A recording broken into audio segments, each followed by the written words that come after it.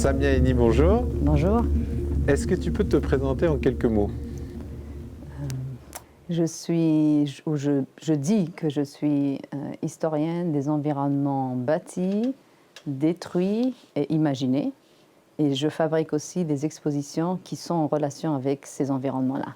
Ok, super. Je vais me permettre de lire un petit peu ton parcours, ce que j'ai trouvé. N'hésite pas à me corriger.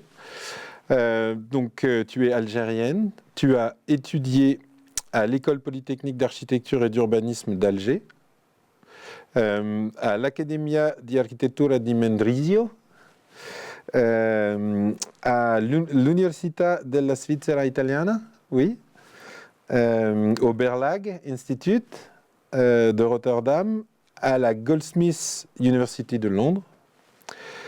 J'ai oublié quelque chose? Non, mais l'Accademia di Architettura di Mendrisio, c'est l'université. Ah, d'accord, c'est la même entité, pardon. Ouais. Ok. Tu as obtenu ton doctorat à l'ETH Zurich et tu as enseigné, je crois, à Cornell, Princeton, l'ETH. L'ETH, c'est l'université de Zurich aussi, c'est la même ou non, c'est une autre? Non, c'est une autre, ouais. L'université des sciences appliquées de Genève. Ouais. Et tu enseignes, je crois, maintenant à l'université McGill à Montréal, au Canada. C'est ça? Ouais. J'ai rien oublié? Non. Ok. Est-ce que, juste par curiosité, il y a beaucoup de mobilité, est-ce que tu peux décrire, est-ce qu'il y avait une raison à cela? Est-ce que c'est l'existence qui a fait que? Est-ce qu'il y avait un désir de mobilité? En fait, à Alger, où je suis née, j'ai fait qu'une année seulement. Donc c'était une année à l'école d'architecture, l'école polytechnique d'architecture et d'urbanisme. Ensuite, l'Accademia di Architettura di Mendrisio, c'est là où j'ai fait les 5 ans. Donc c'est le diplôme. J'ai travaillé aussi en tant qu'architecte après. Et peut-être il y avait comme une insatisfaction par rapport à la façon dont on pratique l'architecture. Et j'ai pratiqué l'architecture en Suisse. Donc c'était vraiment une pratique très, très architecturale. Ouais. Donc je cherchais d'autres façons d'exister en tant qu'architecte. Et j'ai commencé à faire de la recherche aux Pays-Bas. Et aussi à enseigner et à un peu penser l'architecture d'une façon beaucoup plus expanded. Oui, beaucoup oui, plus et ouverte. Ouais. Mais j'ai aussi, je me suis rendu compte aussi qu'il y avait des formats très homogènes et très, on va dire, colonial, qui existent encore toujours en Europe. Donc ça m'a un peu, en allant de la Suisse à l'Union européenne, on va dire, j'ai aussi remarqué plein de pratiques et, on va dire, de mécanismes que je n'avais pas vus en Suisse. Donc c'était là que j'ai commencé à penser l'architecture par l'écrit et par l'exposition. Ok. Et c'est là que j'ai commencé un doctorat à l'ETH de Zurich. D'accord, très bien. Merci pour ces précisions. Tu es, je crois, encore une fois, corrige-moi si je me trompe, l'autrice de 4 livres, Architecture of Counter-Revolution, qui a été traduit en français, sur lequel on va s'arrêter. The French Army in Northern Algeria, l'armée française dans le nord de l'Algérie. War Zones, GTA Papers, de 2018. Le premier était de 2017. Deserts are not empty. Les déserts ne sont pas vides, qui lui date de 2022. Et l'ouvrage pour lequel on te reçoit d'ailleurs cette année, aujourd'hui à l'école de Saint-Étienne, Colonial Toxicity, Rehearsing French Nuclear Architecture and Landscape in the Sahara, et qui est, je crois, en cours de traduction en français, toujours aux éditions B42, c'est ça, qui ont publié ce premier ouvrage aussi en français il y a quelques années. Alors, pour des raisons de calendrier, on a un temps un tout petit peu plus limité qu'habituellement. Pour mener un entretien, nous allons donc avoir un format un petit peu différent autour d'une seule question. Donc évidemment, il y aura plusieurs questions pour essayer d'y voir clair autour d'une seule question. J'aimerais échanger, qu'on échange ensemble avec toi sur le sens du mot architecture qui émane de tes travaux. Ne serait-ce que là, tu l'as dit, tu envisages l'architecture de manière un peu plus ample, ouverte, étendue que la production de bâti dans laquelle tu as exercé, mais qui posait certains problèmes, si je résume. Dans le livre L'architecture de la contre-révolution, tu montres comment l'État français a occupé l'Algérie de manière matérielle, avec une politique de camps, de planification, de construction de villes, de logements de masse. Mais il y a aussi une occupation immatérielle qui émane de tes travaux, celle des lois, celle de la propagande, de la pacification, ce processus que tu décris. Tu cites notamment le colonel Trinquier qui explique que, je cite, « le moyen essentiel pour vaincre dans la guerre moderne est de s'assurer l'appui inconditionnel des populations ». Fin de la citation. Du coup, occuper n'apparaît pas seulement comme une occupation physique, mais aussi comme une occupation mentale. Le psychiatre Frantz Fanon écrivait dans Les damnés de la Terre, je cite, il parle de tension musculaire du corps colonisé qui est continuellement sur ses gardes, et il dit, je cite, à propos des rêves décolonisés, il parle de rêves musculaires, de rêves d'action, des rêves agressifs. Je rêve que je saute, que je nage, que je cours, que je grimpe. Je rêve que j'éclate de rire, que je franchis le fleuve d'une enjambée, que je suis poursuivi par des meutes de voitures qui me rattrapent jamais. Fin de la citation. Du coup, j'ai l'impression que cette citation parle un peu de cette occupation même de l'esprit qui va au-delà du simple du bâti, quoi. Peux-tu nous parler de cette immatérialité de l'occupation et nous dire, selon toi, en tant qu'architecte, si les processus d'occupation immatériels sont aussi de l'architecture? Tu as cité Fanon et je suis en train justement de travailler sur un livre sur J'ai Fanon. vu que tu avais écrit un texte déjà sur Fanon que je n'ai pas réussi à me procurer, mais du coup, bon, voilà, je suis très content d'avoir. Ouais, donc pour moi, déjà, dans Architecture de la contre-révolution, dans l'introduction, j'ai parlé de comment Fanon a essayé de penser la psychologie du colonialisme. Et là, je suis en train de travailler sur un livre qui va s'appeler Fanon pour les architectes, parce qu'il fait partie d'une book series, d'une série de livres qui est publiée par Routledge et qui s'appelle Thinkers for Architects, donc penseurs pour les architectes. Et Fanon n'y est pas encore. Donc, je me suis dit, peut-être il faudra... Et c'est, je pense, c'est un grand penseur sur l'espace psychologique et l'espace physique. Donc, ce que tu cites est vraiment essentiel. Donc, oui, absolument, ces occupations immatérielles, mais aussi psychologiques, font aussi créer de l'architecture. Donc, créer des environnements soit imaginés, soit détruits, soit bâtis, où les individus, ou l'individu, ou la communauté, ou la société existent, ou coexistent. Donc ça, c'est vraiment un élément très important, je pense, de ce que nous, architectes et historiens d'architecture, devrions faire beaucoup plus. Oui, c'est ça. Parce qu'on a l'impression quand même que c'est assez peu fait. Je veux dire, l'historiographie architecturale, en général, elle est centrée sur les grands hommes, les bâtiments exceptionnels. Alors ça, c'est un peu... Avec la recherche, il y a eu des choses un peu plus sur le paysage, sur les choses, mais c'est quand même des environnements bâtis, principalement. En fait, encore aujourd'hui, la façon dont on enseigne l'architecture, dont on pense l'architecture, est très liée, beaucoup encore et toujours, à l'architecture, dans le sens... à l'environnement bâti.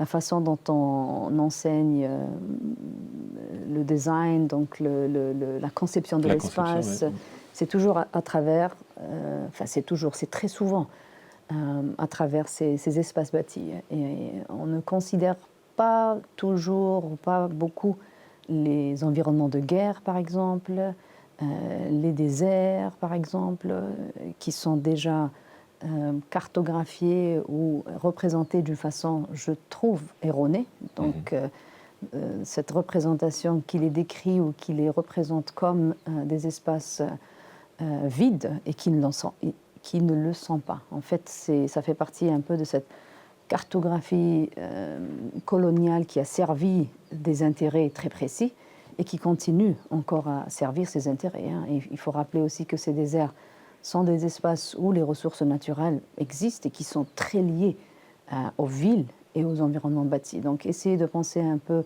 l'architecture d'une façon beaucoup plus étendue, beaucoup plus, comment dirais-je, d'une façon où il y a comme un network, comme un réseau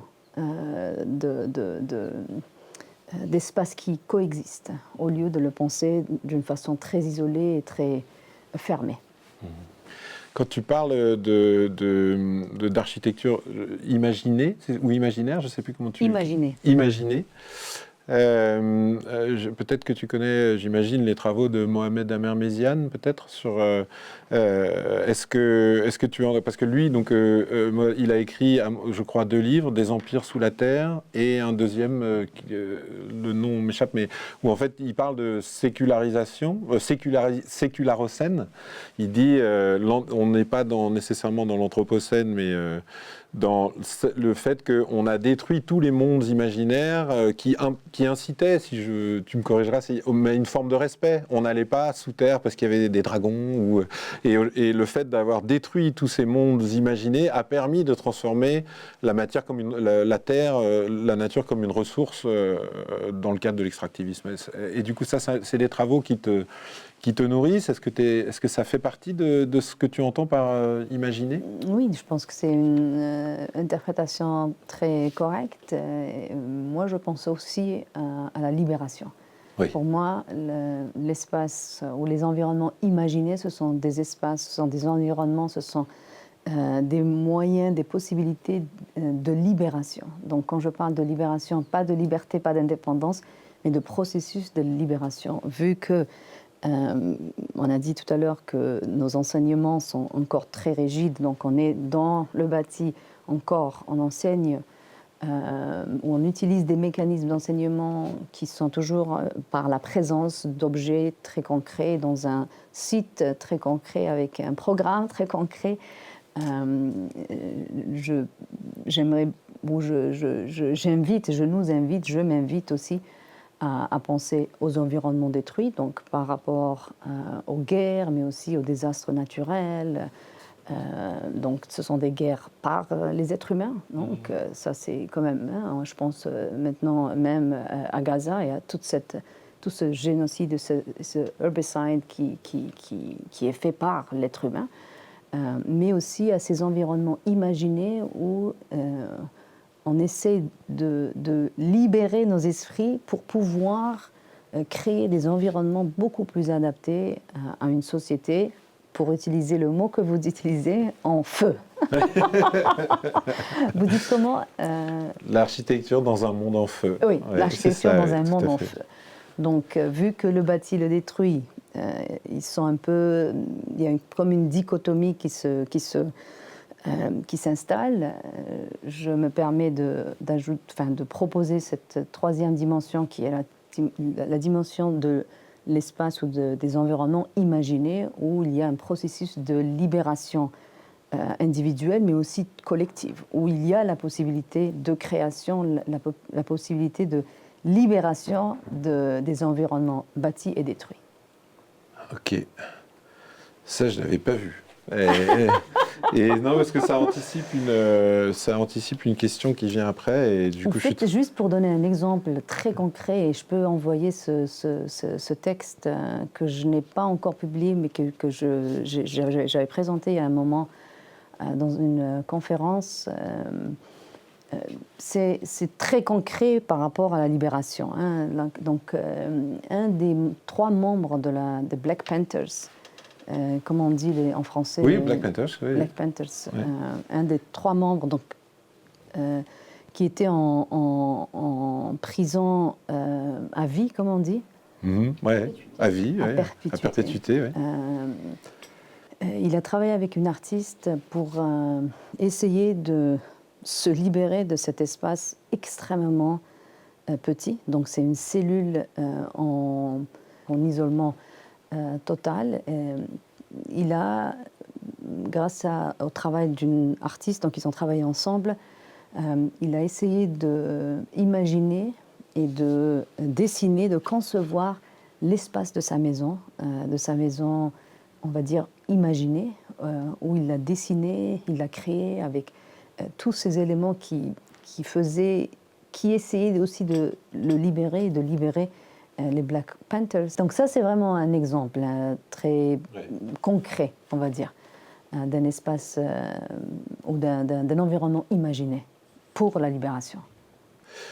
Magnifique, très bien. Donc on y reviendra dans un instant. Alors, oui, donc du coup, j'ai vu que tu avais écrit quelque chose qui s'appelait Fanon on Colonial Spaces, c'est ça? C'est ça qui est la base du livre, ou plus ou moins?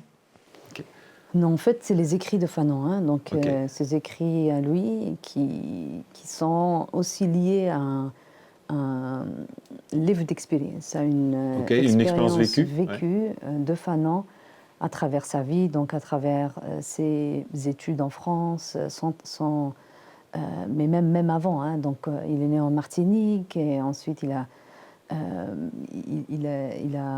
comment on dit, il est devenu volontaire ou il s'est engagé. Il s'est engagé dans l'armée française et là, il découvre vraiment le racisme contre les Noirs. Ensuite, il enseigne, il étudie à Lyon. Il travaille à Lyon. Il écrit un premier livre. Ensuite, il est appointed. Et il est comment dire nominé en poste. En poste, exactement, en Algérie.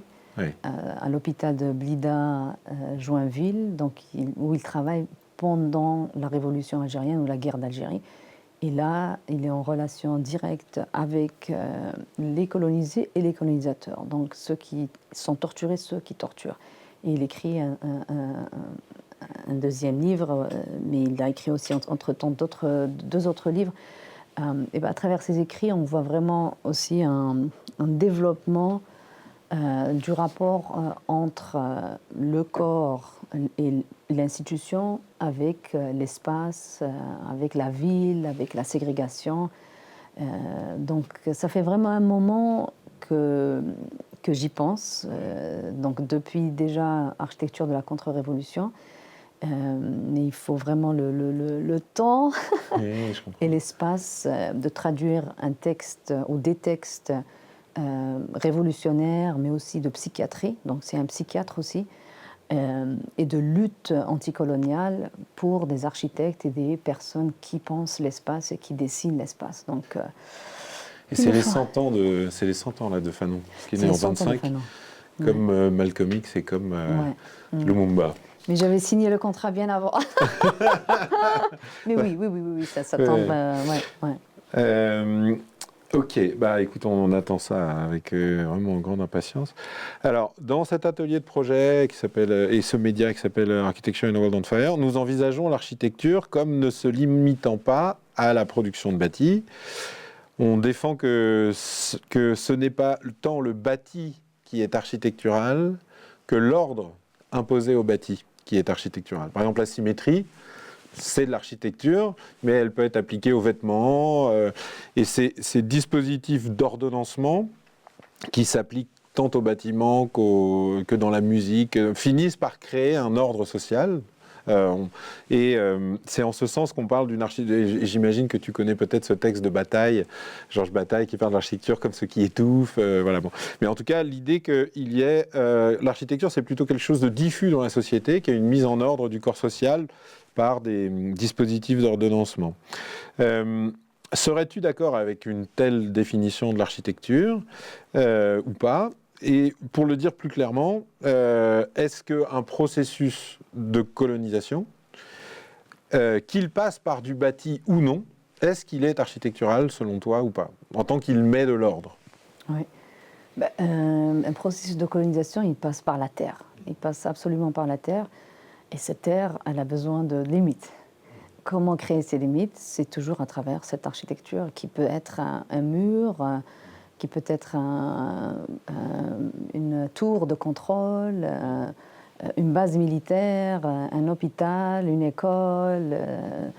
Et pour coloniser, il faut une armée. Et cette armée, elle doit vivre quelque part. Donc il faut toujours de l'architecture. Donc, Du bâti, au sens du bâti ou non? C'est là où j'essaye de voir ta position sur le terme. Oui, moi je le vois, si on parle de colonisation, il y a toujours du détruit.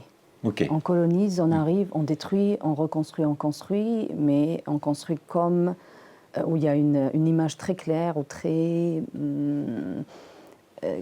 construite de ce nouveau bâti qui est créé pour une société qui est créée aussi. Donc, oui. Il y a de la destruction, bien entendu, et il y a de la construction. Donc, ils font vraiment partie d'une même... ce sont deux oui. Faces de la même médaille. On ne peut pas... Et je pense, si on pense aussi aux nation states, donc aux États-nations. Aux États-nations, ces États-nations ont construit aussi leur territoire aussi en se basant sur la destruction et la reconstruction ou la construction. Donc c'est pour ça que je me dis qu'il faut toujours penser l'architecture à travers ces trois thèmes, construction, destruction et imaginer. Donc environnement bâti, détruit et imaginé. Ok. Alors, je vais continuer sur ce fil-là, d'essayer de voir où se situe l'architecture. Mais c'est vrai que ces trois termes sont vraiment... C'est assez efficace, ton affaire. Le second livre, Colonial Toxicity, est un livre d'architecture dans lequel tu nous racontes le bâti qui est associé à la planification de la production de la bombe atomique. Mais j'ai envie de dire, encore une fois, en lisant l'ouvrage, on a l'impression que l'architecture, elle n'est pas tant dans ces bâtiments, même si, évidemment, encore une fois, il y a une matérialité, une occupation du sol, comme tu dis, mais que l'acte architectural de mise en ordre de la société, il est plus présent dans le processus de planification de la politique, on va dire la politique extérieure ou la politique, la politique d'armement de la France, que dans le bâti lui-même. Et notamment le fait que, par exemple, ce qui construit, et tu en parles beaucoup dans ce texte, ce qui construit ou définit le territoire aujourd'hui, c'est les conséquences de ce processus de bombe qui est chimique même, qui est atomique, enfin qui est moléculaire. Donc il est matériel, mais il est matériel d'une manière quand même assez... voilà. Et donc c'est la bombe et ses conséquences qui dessinent le territoire plus que les bâtiments qui ont été réalisés pour permettre ça. Est-ce que tu es d'accord avec ce... En fait, les deux, absolument. Les deux, pourquoi? Parce que ce qu'on voit, c'est les restes du bâti et le bâti. Ouais. Et ce qu'on ne voit pas, c'est tout ce que tu viens de citer. Et en fait, en allant, par exemple, sur les sites, on ne voit pas tout le reste. Déjà, la radioactivité elle-même, elle est invisible. Oui, c'est ça. Donc pour l'œil, on va dire, humain, c'est ces bâtiments, c'est ces fils barbelés, c'est ces bunkers, c'est ces entrées à des laboratoires souterrains. Donc tout ça, c'est visible et c'est bâti. Et il y a aussi des ruines, des environnements complètement abandonnés aussi, qui sont aussi là visibles. Et tout le reste, on doit presque train ourselves. On doit presque Oui, on doit s'entraîner, on doit s'habituer. Enfin oui, c'est comme quand les yeux changent de lumière, on doit se... Oui, on exactement. Doit se... C'est ça un peu toute la question aussi de l'enseignement. Comment on s'entraîne? Comment on arrive à nous éduquer oui, c'est ça, pour pouvoir voir, pour pouvoir analyser tout ce qui n'est pas visible à l'œil nu. À l'œil nu. Voilà. Ouais. Et ça fait vraiment partie de cette architecture qui est plus étendue, plus ouverte, qui a besoin de tools, de moyens, d'outils. D'outils, exactement, pour la cartographier, pour La révéler. La Oui. révéler, Oui. absolument.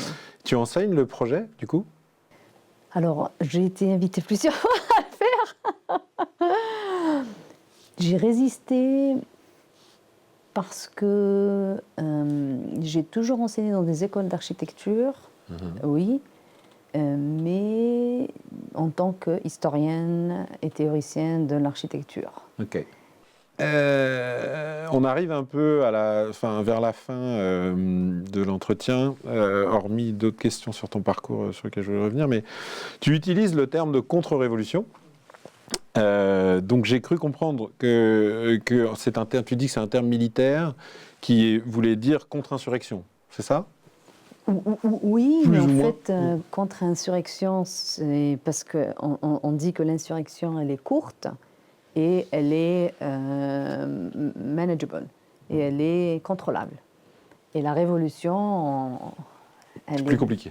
c'est plus compliqué, elle est plus longue et la révolution la conséquence d'une révolution, c'est aussi the collapse, L'écroulement, ouais, l'effondrement. l'effondrement d'un régime bien établi. Ouais. Alors, nous, on a une autre hypothèse, en tout cas dans les trucs qu'on travaille, c'est l'idée que les révolutions sont des processus architecturaux. C'est des moments de réordonnancement de l'ordre du monde et en tant que réarticulation des parties au sein d'un ensemble, on réorganise les choses différemment dans l'ensemble d'un territoire, d'un pays, d'une nation. Eh bien, on peut dire que c'est un assemblage et donc en tant qu'assemblage, c'est une architecture, voilà. Et notamment, donc, on analyse aussi avec cette idée de voir si les architectes peuvent être plus utile face aux problèmes majeurs des sociétés que la production de bâti, notamment par exemple le néolibéralisme nous apparaît comme un processus révolutionnaire qui a transformé la totalité, quasiment la totalité des pays du monde, qui a été instauré d'abord dans un pays par un coup d'État et puis qui s'est répandu partout, bref. Et nous, on essaye de réfléchir à ce que seraient des ordres alternatifs de l'émancipation qu'on pourrait substituer à l'architecture du capital, on pourrait dire. Du coup, quand tu parles, et je renvoie là à ce que tu disais tout à l'heure sur l'espace de libération, c'est le terme que tu dis. Est-ce que tu penses que l'architecture peut être du côté de la libération aussi? Parce que je sais que par exemple, comment il s'appelle, Léopold Lambert, qui est un camarade de funambuliste que je crois tu connais bien et qui te publie beaucoup, pour lui, l'architecture, c'est forcément une forme de domination, une forme d'occupation, et ça a du sens dans la manière dont il dit. Mais nous, on essaye de défendre l'hypothèse, et c'est pour ça que j'ai été très touché par ce que tu disais sur la libération.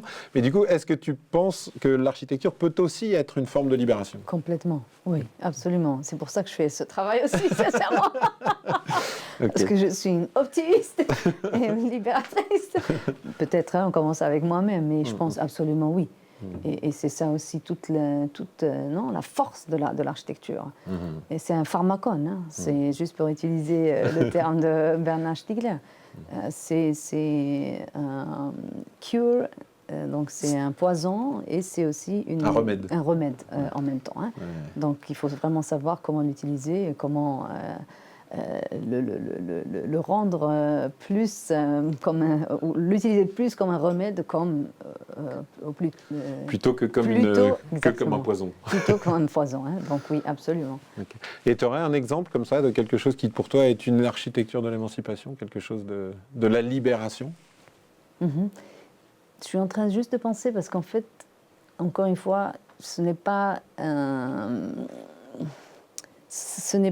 un exemple précis, hein, mais si on utilise... je vais peut-être maintenant me pencher sur les expositions. Oui, parce que super. Pour moi, ce sont des moyens très importants de communication et aussi de recherche. Hein. Donc, depuis que j'ai écrit le premier livre Architecture de la contre-révolution, j'ai essayé de penser les histoires dans un espace pour un public qui n'est pas préparé.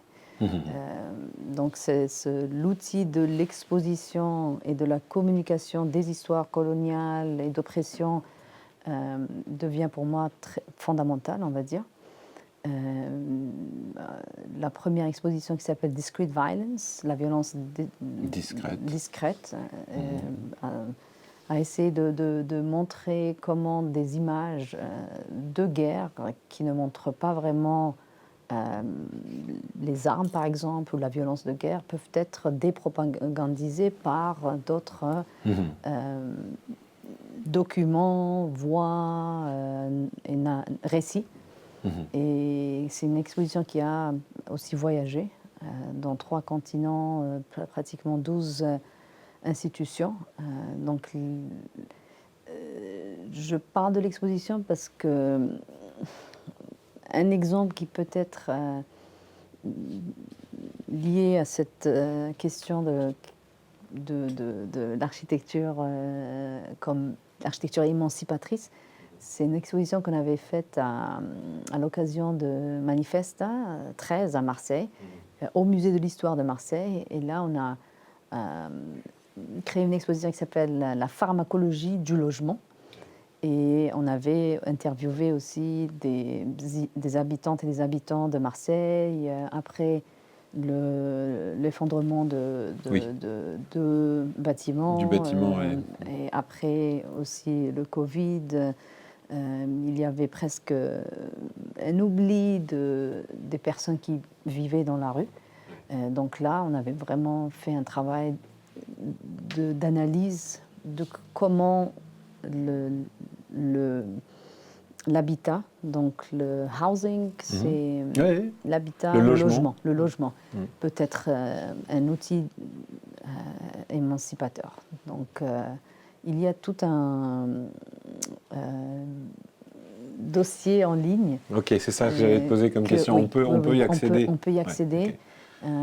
Mais surtout aussi à travers le dialogue, à travers la parole, l'écoute, l'expérience, la spatialisation de cette expérience-là.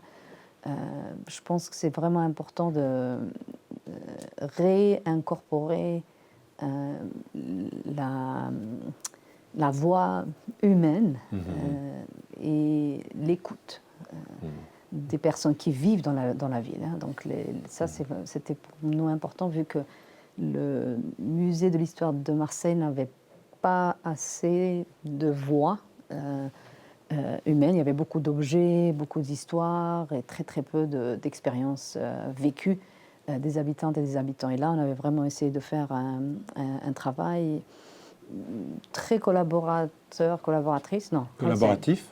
Il y a un travail collaboratif. Et ça a donné des résultats assez, comment on dit, qui ont un impact dans le temps. Donc, ce n'était pas que pendant Manifesta, et ça a continué même après. Et ça, je pense que c'est aussi la force de l'architecture. Dans le sens de la libération. De la libération. Super. Très clair, je te remercie.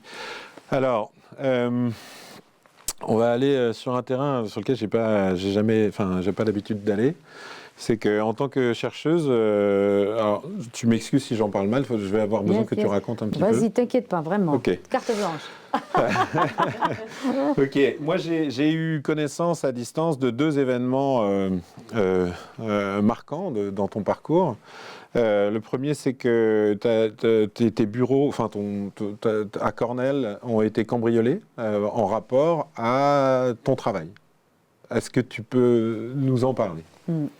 C'est en 2022, je crois. Oui. Vu que l'enquête n'a rien produit, moi je ne peux pas dire que c'est lié à mon travail. D'accord. Parce que les enquêteurs disent qu'on n'a pas écrit sur les murs. Que c'était lié à tes recherches. Voilà. Okay. Même donc ça, c'est mes mots. Donc mes mots ne sont pas forcément les bons d'un point de vue juridique. Donc qu'est-ce qui s'est passé avec tes termes ? Même si moi j'ai dit, écoutez, il n'y a aucun collègue qui a été... les bureaux sont tous en ordre, il n'y a que ce bureau-là qui a été vandalisé, en fait. Ah, vandalisé. Oui. Bon, ils ont pris quelques éléments comme USB stickers, donc des clés USB, des ton clés travail. USB, exactement, de travail.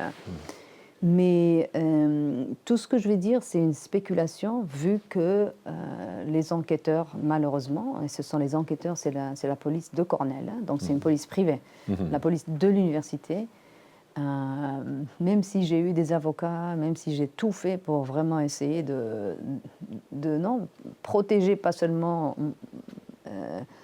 moi-même, mais aussi d'autres personnes, parce qu'il y a un précédent, donc il faut toujours penser aussi à d'autres personnes. Bien sûr. Ouais, donc je peux pas.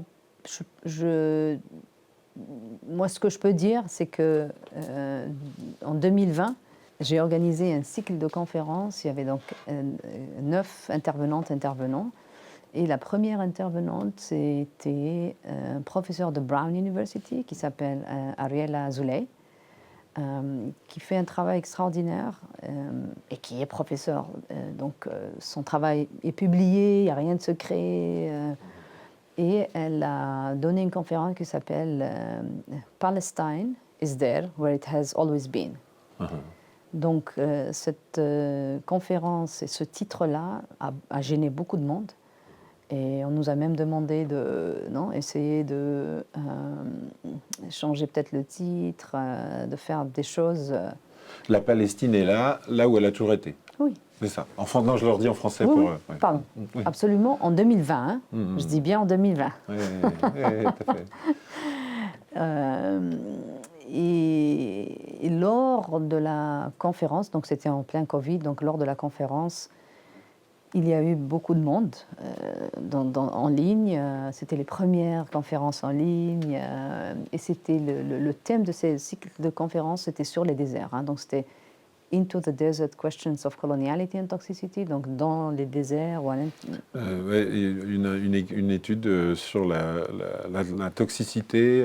Exactement, et la colonialité dans les déserts. Et la colonialité. Et donc on a eu des soucis avant la conférence, et puis pendant la conférence, la directrice de l'école d'architecture, du département d'architecture, a écrit un mot, un statement. Un mot, exactement. Donc il y avait un mot problématique dans ce chat, et puis il y a un groupe qui a pris une photo. Une capture d'écran. Une capture d'écran, exactement, une capture d'écran de ce mot-là, et ils ont écrit aussi une pétition. Et elle a été publiée aussi sur The Funambulist. Ok.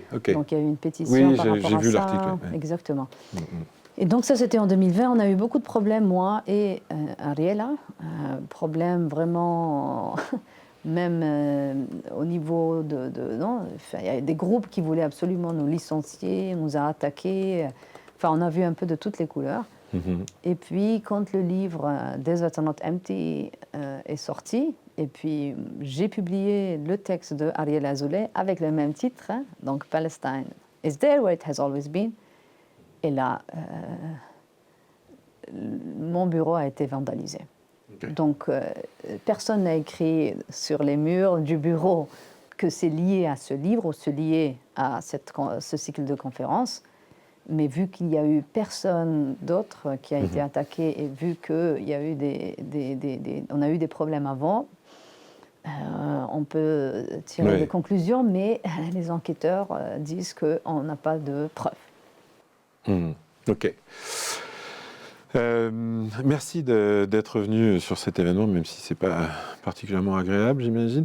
Et la deuxième chose, c'est en 2024, à l'ETH, tu as reçu une menace de mort. Ben ça fait vraiment, c'est de l'intimidation, et c'est ça aussi le colonialisme psychologique. Hein. Tout à fait, ça fait partie du mécanisme. Oui, tout à fait. Je l'ai bien étudié. Ouais, donc, alors, je le vis. Est-ce que tu peux nous expliquer ce qui s'est passé? Alors, entre-temps, il y a eu aussi d'autres, malheureusement, épisodes. Hein. Donc, je pense que ça fait maintenant depuis 5 ans que ça continue. Ça me suit. En fait, j'ai un groupe de haïsseurs ou haïsseuses qui continuent. Mais moi, je continue aussi à faire le travail. Je pense que c'est très important de continuer. Il n'y a aucun secret. Moi, ça ne me dérange pas qu'on critique le travail, mais il faut le faire de façon professionnelle, scientifique. Il faut écrire, les expositions circulent un peu partout dans le monde. On peut écrire des reviews d'exposition, tout à fait, les livres sortent, donc sont publiés, il faut écrire. Pas de souci. Ça, je trouve, c'est respectueux. Le reste, c'est du n'importe quoi et il faut se défendre.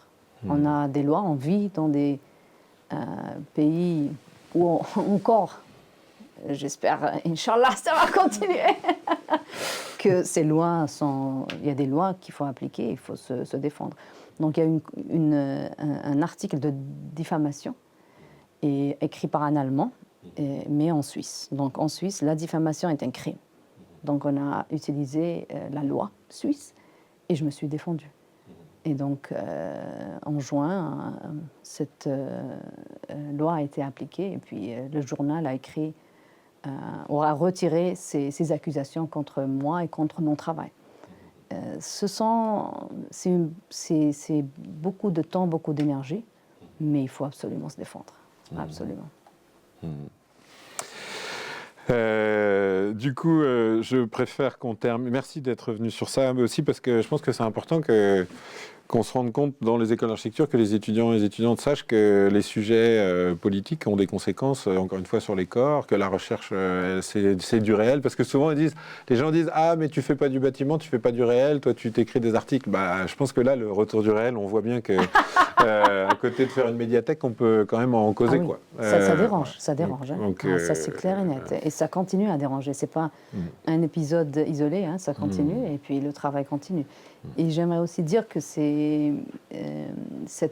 défense, c'est aussi collective. Il y a eu une crowdfunding, une mobilisation. On a pu vraiment trouver les fonds pour se défendre légalement. Donc ça, c'était vraiment extraordinaire. Donc il y a beaucoup de lectrices, de lecteurs, des gens qui sont très passionnés aussi par ces sujets, mais aussi c'est une forme de résistance et une forme d'existence. Ça, c'est vraiment important de le souligner et de continuer à croire que l'architecture est libératrice et émancipatrice. Bah, merci infiniment. Avec plaisir. Samia, et puis on va aller t'écouter en conférence. Très bien, merci beaucoup. Merci beaucoup.